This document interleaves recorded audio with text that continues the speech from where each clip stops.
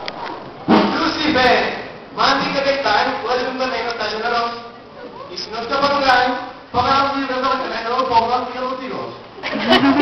Enrere, que augments de mans i mànigues per pagar, ara ens tornem més moderns i donem lliure a les famílies perquè amb l'estalvi es puguin pagar.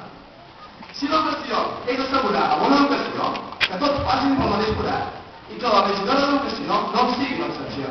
Perquè quan parla li tancaries la boca amb pans i formatat. Però si som generosos som per tothom, que la compra que ens havien de portar a casa sigui gratuïta, però el centre de dia per la gent gran no sigui un engany. I que hi hagi vaga lliure per tothom tot l'any! Però picolencs, no us deixeu enfadar. Mireu l'acusa, que tinc sense ulls i sense treballar, es va estalviar un lloguer d'un pis al ciutat del Mas. El meu donat va treure, però, a pena, color i fàcil. Ja ho estic aquí baix, i ja ho sóc i seré, i si vull de tant no estudiar, a veure com em tornaré.